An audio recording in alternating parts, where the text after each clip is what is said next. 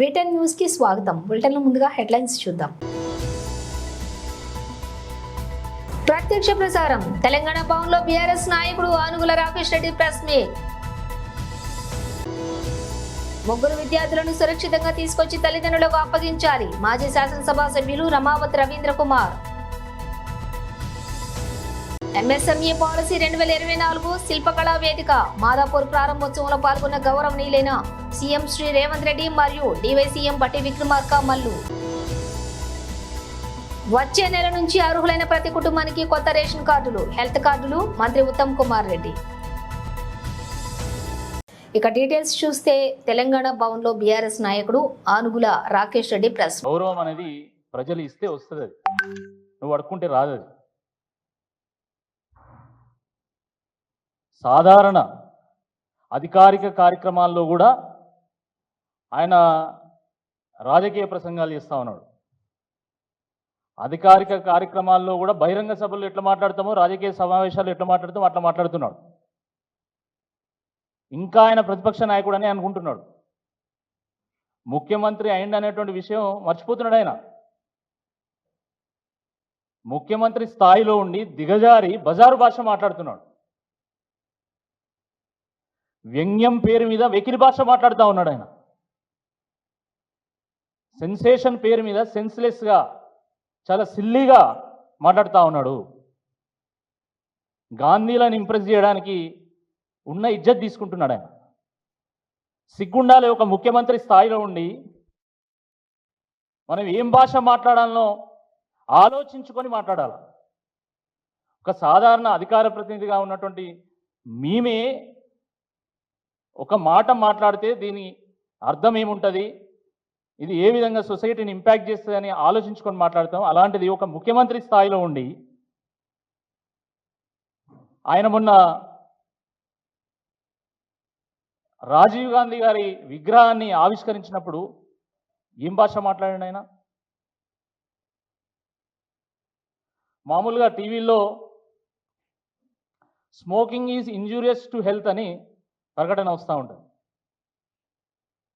Tobacco causes cancer అని ప్రకటన వస్తూ ఉంటుంది. అట్లనే ముఖ్యమంత్రి రేవంత్ రెడ్డి గారు మాట్లాడే ముందు అయితే ఐఎన్పిఆర్ వాళ్ళు కానీ లేకపోతే డిపిఆర్ఓ కానీ Revanth Reddy's speeches are only for adults and not for children. Revanth Reddy's language is injurious and dangerous to Telangana society అని చెప్పి ఆయనతో రేవంత్ రెడ్డి గారితో మాట్లాడిపిస్తే బాగుంటుంది. ఇంత అడ్డగోలుగా అక్కడికి రాని ముచ్చట్లు.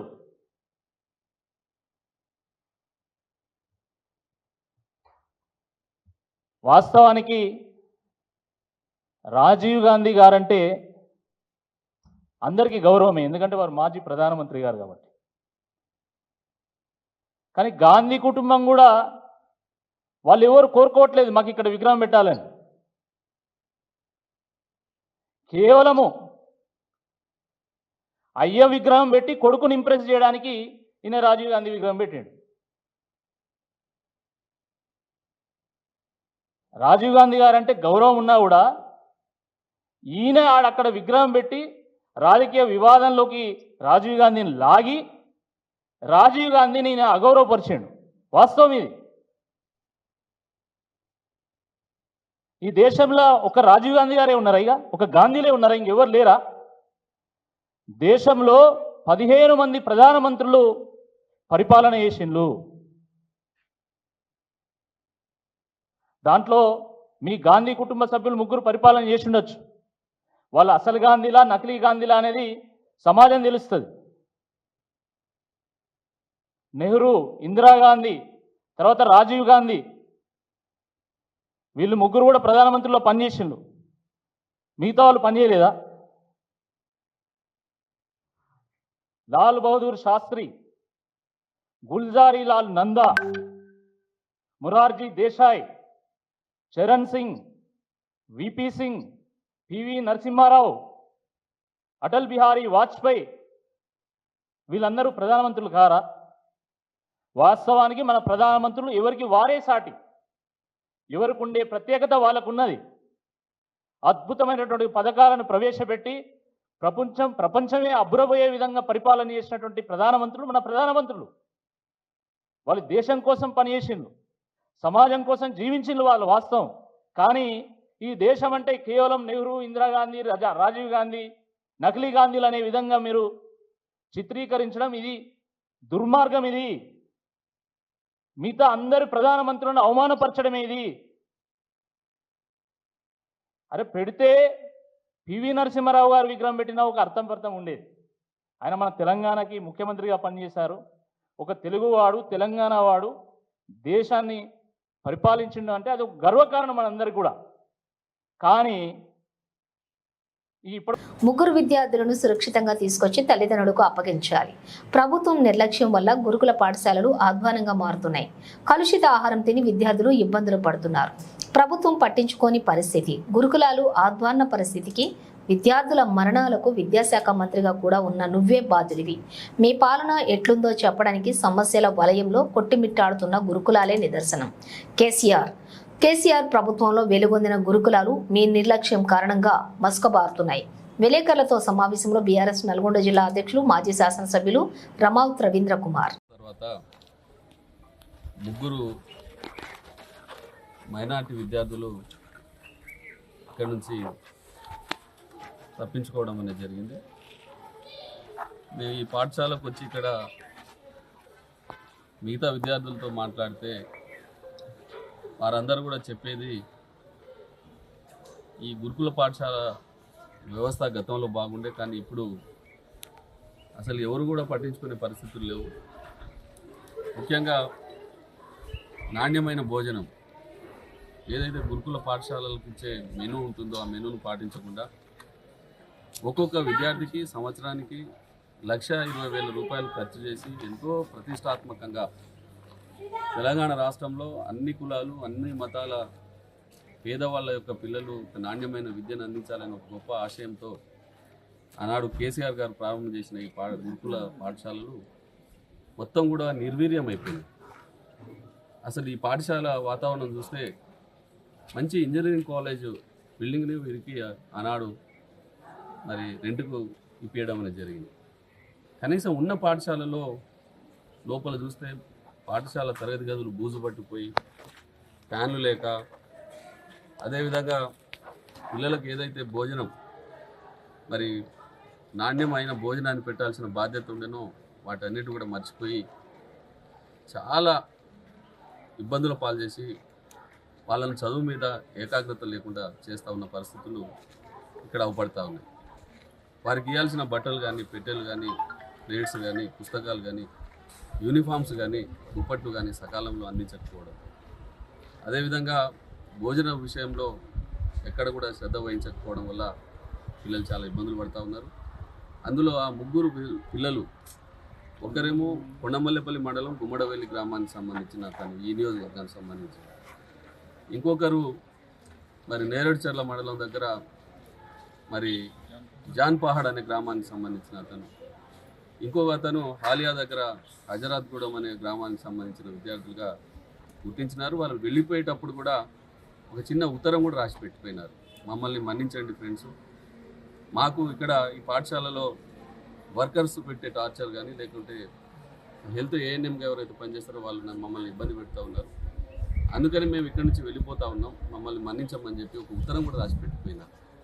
అంటే 10th క్లాస్ చదువుకునే విద్యార్థులు ఆ రకంగా ఆ పాఠశాలలో మరి అలాంటి ఉత్తరం రాసి, మరీ ఇక్కడ మేము చదువుకోలేము, మాకు వసతులు బాగలేవు, భోజనం బాగలేదు, వర్కర్లు ఏమైనా అడిగితే మమ్మల్ని ఇబ్బంది పెడతా ఉన్నారు అనే ఒక ఉత్తరం రాసి పిల్లలు ఇక్కడి నుంచి పారిపోయే పరిస్థితులు వచ్చినాయంటే ఈ రాష్ట్ర ప్రభుత్వం సిగ్గుతో తలదించుకోవాలి. ఎందుకంటే నేటి బాలలే రేపటి పౌరులు. తెలంగాణ ప్రభుత్వం ఈ రోజు చిన్న మధ్య తరహతి పరిశ్రమల పాలసీని ప్రకటించనుంది. ఉదయం 11 గంటలకు హైదరాబాద్లోని మాదాపూర్లో శిల్పకళా వేదికలో ఉప ముఖ్యమంత్రి మల్లు భట్టి విక్రమార్క, మంత్రి శ్రీధర్ బాబుతో కలిసి ముఖ్యమంత్రి రేవంత్ రెడ్డి పాలసీని ఆవిష్కరించనున్నారు. తెలంగాణలో వ్యాపారాలు, పెట్టుబడుల విస్తరణకు వీలుగా పరిశ్రమల అవసరాలు, ప్రయోజనాలకు అనుగుణంగా కొత్త పారిశ్రామిక విధానాన్ని రూపొందిస్తున్నారు. ఈ మేరకు సీఎం గతంలోనే వెల్లడించారు. అమెరికాలో ఉన్నన్ని వ్యాపార అవకాశాలు తెలంగాణలోనూ ఉన్నాయని, చైనా చైనాకు ప్రత్యామ్నాయంగా ఎదగాలనే సంకల్పంతో కొత్త పారిశ్రామిక విధానాన్ని తీసుకువస్తున్నట్లుగా గతంలో సీఎం రేవంత్ రెడ్డి ప్రకటించారు. రాష్ట్రంలో పారిశ్రామిక అభివృద్ధి కోసం MSME పాలసీ, ఎగుమతి విధానం, కొత్త life sciences policy, revised EV policy, medical tourism policy, green energy policy అనే 6 కొత్త వాటిని ఖరారు చేయాలని సీఎం ఇదివరకే అధికారులకు ఆదేశాలు జారీ చేశారు. ఈ నేపథ్యంలో ఈ రోజు కొత్త MSME పాలసీ విడుదల చేయనున్నారు. గౌరవ ముఖ్యమంత్రి వర్యులు శ్రీ రేవంత్ రెడ్డి గారికి, గౌరవ మంత్రివర్యులు శ్రీ దుద్దిల్ల శ్రీధర్ బాబు గారికి, అట్లాగే గౌరవ శాసనసభ్యులు గాంధీ గారికి, రాష్ట్ర ప్రభుత్వ రంగ సంస్థల చైర్మన్లు రాయల్ నాగేశ్వరరావు గారికి, నిర్మలా జగ్గారెడ్డి గారికి, కృష్ణారెడ్డి గారికి, రాష్ట్ర ప్రభుత్వ పరిశ్రమల ప్రిన్సిపల్ సెక్రటరీ జయేష్ రంజన్ గారికి, ఇండస్ట్రీస్ సంబంధించినటువంటి ఉన్నతాధికారులందరికీ, అట్లాగే ఈ MSME పాలసీ డిక్లరేషన్ సందర్భంగా పాల్గొనడానికి ఇక్కడ చేసినటువంటి పరిశ్రమల పెద్దలు, అట్లాగే వాటి సంబంధించిన ఆర్గనైజేషన్ సంబంధించిన పెద్దలు, పారిశ్రామికవేత్తలు అందరికి కూడా ముందుగా రాష్ట్ర ప్రభుత్వం తరఫు నుంచి నా హృదయపూర్వకమైనటువంటి అభినందనలు, నమస్కారాలు కూడా తెలియజేస్తా ఉన్నాను.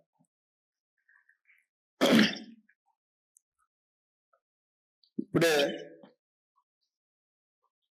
గౌరవ మంత్రివర్యులు, పరిశ్రమల మంత్రివర్యులు, ఐటీ మంత్రి గారు కూడా రాష్ట్రానికి సంబంధించినటువంటి ఈ MSME పాలసీని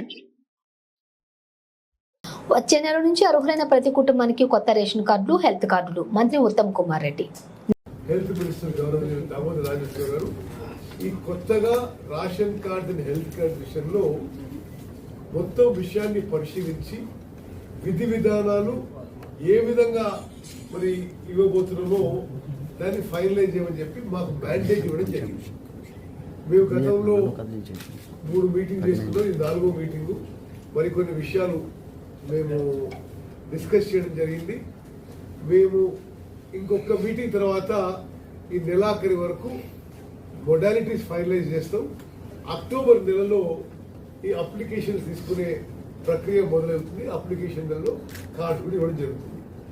అయితే జరుగుతున్న విషయం ఏందో కొన్ని మీకు బ్రీఫ్గా డీటెయిల్స్ చెప్తాను. Next slide. ఇప్పుడు తెలంగాణలో ఉమ్మడి ఆంధ్రప్రదేశ్లో తెలంగాణకున్న జిల్లాల్లో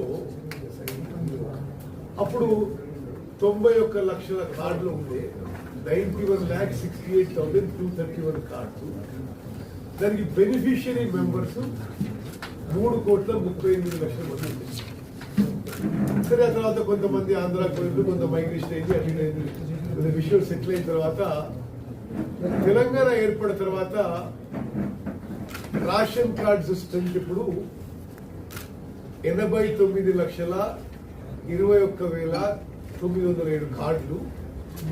అదేవిధంగా ఈ కార్డుల ద్వారా యూనిట్స్ అంటే బెనిఫిషియరీస్ ఎంతమంది జనాభా అందుతుందంటే 2,70,36,250 మందికి అందుతుంది.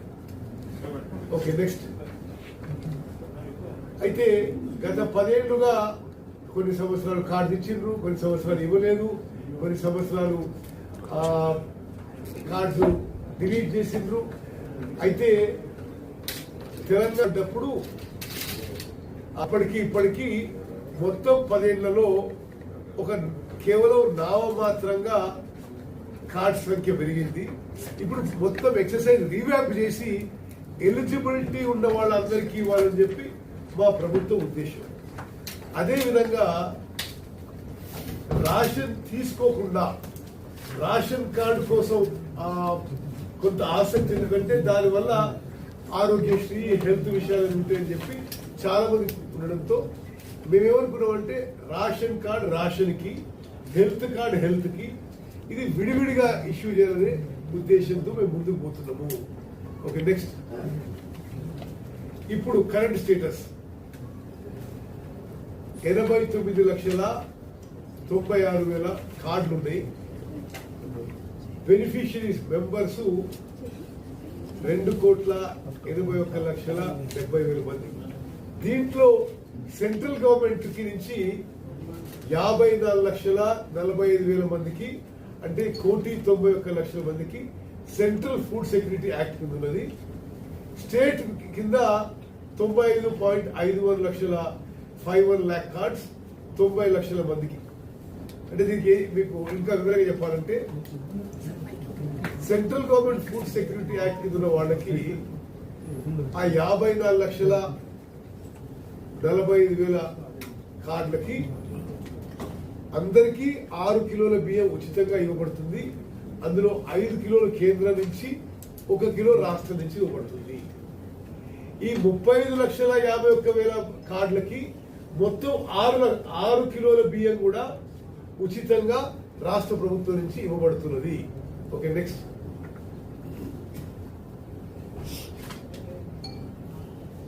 సరే, ఇప్పుడు మేము ఎక్సర్సైజ్ చేస్తున్నాం. ఏంటంటే ఇప్పుడు గతంలో ఏ క్రైటీరియాతో రేషన్ కార్డు ఇష్యూ చేసిండ్రు, ఇప్పుడు మేము ఏం చేయాలి అని. దానికి ఏంటంటే బేసిక్ గా ఇప్పటి వరకు ఈ రోజు వరకు ఉన్నది ఏంటంటే ఇన్కమ్ సీలింగ్, ఆదాయ పరిమితి. రూరల్ ఏరియాస్ లో మరి రేషన్ కార్డుకి ఎలిజిబిలిటీ 1,50,000 రూపాయలు కానీ తక్కువ ఉండాలి. అర్బన్ ఏరియాస్ లో 2 లక్షలు దానికంటే తక్కువ ఉండాలి. అదేవిధంగా మరి ల్యాండ్, మరి భూమి యజమానులకి. బీజేపీ దిష్టిబొమ్మ దగ్ధం చేసిన కాంగ్రెస్ నేతలు. రంగారెడ్డి జిల్లా కాంగ్రెస్ అధ్యక్షులు చెల్లా నరసింహారెడ్డి ఆధ్వర్యంలో ఢిల్లీ మాజీ ఎమ్మెల్యే బీజేపీ నాయకుడు తన్వీందర్ సింగ్ ఆరా రాహుల్ గాంధీ గారిపై చేసినటువంటి అనుచిత వ్యాఖ్యలకు నిరసనగా దిష్టిబొమ్మ దహనం.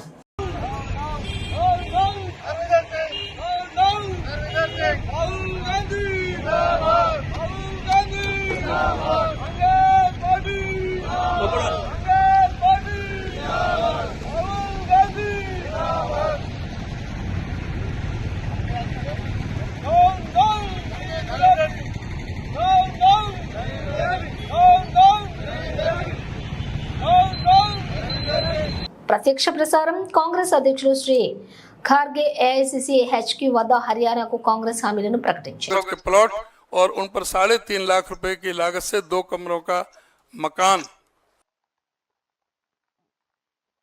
अध्यक्ष आदरणीय मल्लिकार्जुन खड़गे साहब से कि वो 7 गारंटीज के बारे में आप सब लोगों को के बीच में उनके पॉइंट्स को हाईलाइट करें और बताएं कि किस प्रकार से हरियाणा की जनता का भला आगे आने वाले समय में कांग्रेस की सरकार करेगी। आदरणीय मल्लिकार्जुन खड़गे साहब।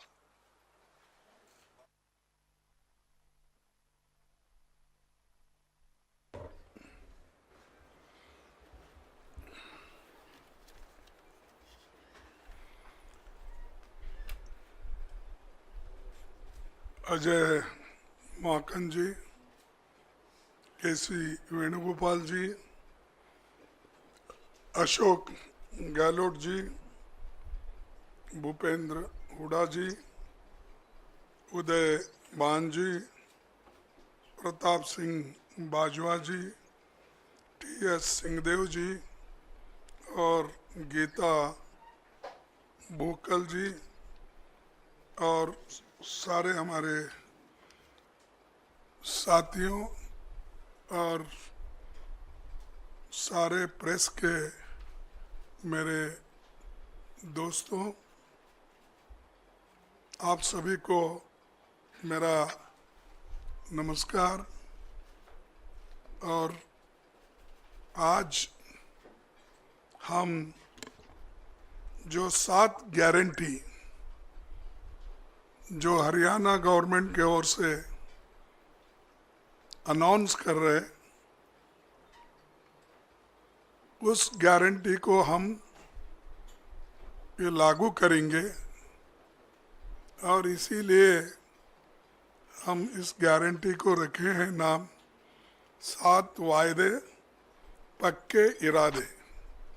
तो ये जो 7 वायदे हैं उसके अलावा भी मैनिफेस्टो में जो हमारा कम से कम 53 पेज का मैनिफेस्टो है वो तो बाद में वो लोग डिटेल उसको चंडीगढ़ में आपको बताएंगे, लेकिन ये जो वायदे हैं हम इसको पक्का निभाएंगे। इसके लिए आज AICC ऑफिस से ये घोषणा कर रहे हैं। जैसा कि पूर्व वक्ता ने अपने इस पॉइंट को वो बताया है, लेकिन मैं उतने तफसील में नहीं जाता। मैं सिर्फ इतना कहूँगा कि हमारे 7 पॉइंट जो है తిరుమల శ్రీవారి ఆర్జిత సేవ టికెట్లకు సంబంధించిన డిసెంబర్ నెల కోటాను టీటీడీ ఈ రోజు బుధవారం 10 గంటలకు ఆన్లైన్లో విడుదల చేయనుంది. ఈ సేవా టికెట్లు ఎలక్ట్రానిక్ డిప్ కోసం ఈ నెల 20వ తేదీ ఉదయం 10 గంటలకు ఆన్లైన్లోనే నమోదు చేసుకోవచ్చని అధికారులు తెలిపారు. టికెట్లు పొందిన వారు సెప్టెంబర్ 20 నుండి 22వ తేదీ మధ్యాహ్నం 12 గంటల లోపు సొమ్ము చెల్లిస్తే లక్కీ డిప్లో టికెట్లు మంజూరు అవుతాయని చెప్పారు. కళ్యాణోత్సవం, ఉంజాల్ సేవ, ఆర్జిత బ్రహ్మోత్సవం, సహస్ర దీపాలంకరణ సేవా టికెట్లను సెప్టెంబర్ 21న ఉదయం 10 గంటలకు ఆన్లైన్లో విడుదల చేస్తామని తెలిపారు. అదే రోజు వర్చువల్ సేవల కోట మధ్యాహ్నం 3 గంటలకు వర్చువల్ సేవలు వాటి దర్శన స్లాట్లకు సంబంధించిన కోటాను విడుదల చేయనున్నామని చెప్పారు. అంగ ప్రదక్షిణం టోకెన్ల కోటాను సెప్టెంబర్ 23న ఉదయం 10 గంటలకు, వాణి ట్రస్ట్ టికెట్లు ఉదయం 11 గంటలకు విడుదల చేస్తామని తెలిపారు. వయోవృద్ధులు, దివ్యాంగులు, దీర్ఘకాలిక వ్యాధులున్న వారు శ్రీవారిని దర్శించుకునేందుకు వీలుగా నవంబర్ నెల ఉచిత ప్రత్యేక దర్శనం టోకెన్ల కోటాను 23న మధ్యాహ్నం 3 గంటలకు ఆన్లైన్లో విడుదల చేయనున్నట్లుగా వెల్లడించారు. ప్రముఖ కొరియోగ్రాఫర్ జానీ మాస్టర్ కు పోలీసులు నోటీసులు జారీ చేశారు. లైంగిక వేధింపుల కేసు నమోదు కావడంతో పోలీసులు కేసు నమోదు చేసి విచారణ చేపట్టారు. ఈ రోజు జానీ మాస్టర్ కు నార్సింగ్ పోలీసులు నోటీసులు ఇచ్చారు. పోలీసులు ఈ రోజు బాధితురాలి స్టేట్మెంట్ ను రికార్డు చేశారు. అనంతరం ఆమెకు వైద్య పరీక్షలు కూడా నిర్వహించారు. మరిన్ని ఆధారాల కోసం పోలీసులు బాధితురాలి ఇంటికి వెళ్లారు. ఇప్పటికే కేసుకు సంబంధించినటువంటి పలు వివరాలు సేకరించిన పోలీసులు అతనికి నోటీసులు జారీ చేశారు. బాధితురాలు మైనర్ గా ఉన్నప్పుడే జానీ మాస్టర్ ఆమెను లైంగిక వేధింపులకు గురి చేసినట్లుగా పోలీసులు గుర్తించారు. మతం మార్చుకుని తనను పెళ్లి చేసుకోవాలని జానీ మాస్టర్ బెదిరించినట్లుగా కూడా బాధితురాలు ఆవేదన వ్యక్తం చేశారు. జానీ మాస్టర్ లైంగికంగా వేధింపులకు సంబంధించిన ఆధారాలు ఉన్నాయని టాలీవుడ్ లైంగిక వేధింపుల ప్యానెల్ తెలిపింది. జానీ మాస్టర్ వ్యవహారంలో నివేదికను సిద్ధం చేస్తున్నట్లుగా వెల్లడించింది. ప్రత్యక్ష ప్రసారం. డాక్టర్ కె లక్ష్మణ్ ఎంపీ మరియు బీజేపీ ఓబీసీ మోర్చా జాతీయ అధ్యక్షులు ప్రెస్ మీట్. బీజేపీ తెలంగాణ. సేవా కార్యక్రమాలు ఈ 15 రోజుల పార్టీ కార్యకర్తలు పోలింగ్ బూత్ స్థాయి నుంచి మొదలుకుంటే రాష్ట్ర స్థాయి వరకు ఉన్నటువంటి నాయకులు, కార్యకర్తలు సేవా కార్యక్రమాలలో పూర్తిగా నిమగ్నం కావాలని చెప్పేసి మేము ఆలోచన చేసినాం. ఆ రకంగానే కార్యక్రమాలన్నీ కూడా రూపొందించాం. ఒకటి, నిన్న జన్మదిన సందర్భంగా నిన్న, ఈరోజు, రేపు మొదటి 3 రోజులు 17, 18, 19 జిల్లా కేంద్రాలలో రక్తదాన శిబిరాలు నిర్వహిస్తున్నాం. నిన్న ప్రారంభం జరిగింది రాష్ట్ర కార్యాలయంలో. ఇక్కడ కూడా నిన్న 6 జిల్లాలలో కామారెడ్డి, అదే రకంగా సిద్దిపేట, నిజామాబాద్, సిద్దిపేట, ఆదిలాబాద్, మహబూబ్ నగర్ జిల్లా కేంద్రాలలో నిన్న ఈ యొక్క రక్తదాన శిబిరం ప్రారంభమైంది. ఈరోజు, రేపు కూడా జిల్లా కేంద్రాలలో రక్తదాన శిబిరం కార్యక్రమాలు జరుగుతాయి. 23వ తేదీ ఆ రోజు, ఈరోజు మరి ముఖ్యంగా జన ఆరోగ్య యోజన ఆ కార్డులు ఏవైతున్నాయో 70 సంవత్సరాలు పైబడ్డటువంటి వాళ్ళకి ఆయుష్మాన్ భారత్ ప్రవేశపెట్టి ఏడాది అవుతున్నటువంటి సందర్భంగా 70 సంవత్సరాలు పైబడ్డటువంటి వృద్ధులందరికీ కూడా ఏడాదికి 5 లక్షల రూపాయల ఉచితంగా వైద్య సదుపాయం కల్పించేటటువంటి జన ఆరోగ్య యోజన పథకాన్ని కూడా ఆ రోజు ప్రవేశపెడుతున్నాం. మరి 60 సంవత్సరాల పైబడ్డటువంటి మహిళలు, ముఖ్యంగా వృద్ధులందరికీ కూడా ఉచితంగా వైద్యం జరిపించాలని అన్ని అసెంబ్లీ కేంద్రాలలో, తెలంగాణ రాష్ట్రంలో ఉన్నటువంటి అన్ని అసెంబ్లీ కేంద్రాలలో ఈ యొక్క మెగా హెల్త్ క్యాంప్స్ నిర్వహిస్తున్నాం. అదే రకంగా స్వచ్ఛతా అభియాన్ మండల కేంద్రాలలో ప్రభుత్వ పాఠశాలలు, ప్రభుత్వ వైద్యశాలలు, బస్టాండ్లు, ముఖ్యంగా పబ్లిక్ ప్లేసెస్లో స్వచ్ఛతా అభియాన్ కార్యక్రమాలు కూడా నిర్వహిస్తున్నాం. అదేవిధంగా ఈరోజు మేధావుల యొక్క సదస్సులు నిర్వహిస్తున్నాం. మరి దానికి కూడా ఈ సందర్భంగా నిర్వహిస్తున్నాం.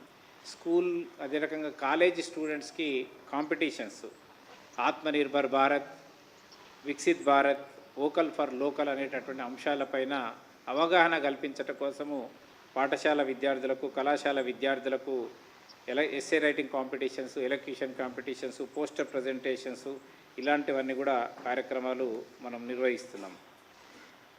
అదే రకంగా బులెటిన్ ముగించే ముందు హెడ్లైన్స్ మరోసారి. ప్రత్యక్ష ప్రసారం. తెలంగాణ భవన్లో బీఆర్ఎస్ నాయకుడు ఆనుగుల రాకేష్ రెడ్డి ప్రెస్ మీట్. ముగ్గురు విద్యార్థులను సురక్షితంగా తీసుకొచ్చి తల్లిదండ్రులకు అప్పగించాలి. మాజీ శాసనసభ సభ్యులు రమావత్ రవీంద్ర కుమార్. ఎంఎస్ఎంఈ పాలసీ 2024 శిల్పకళా వేదిక మాదాపూర్ ప్రారంభోత్సవంలో పాల్గొన్న గౌరవనీయులైన సీఎం శ్రీ రేవంత్ రెడ్డి మరియు డివైసీఎం బట్టి విక్రమార్క మల్లు. వచ్చే నెల నుంచి అర్హులైన ప్రతి కుటుంబానికి కొత్త రేషన్ కార్డులు, హెల్త్ కార్డులు మంత్రి ఉత్తమ్ కుమార్ రెడ్డి. ఇవి బులెటిన్ విశేషాలు. మరో బులెటిన్తో మళ్ళీ కలుద్దాం.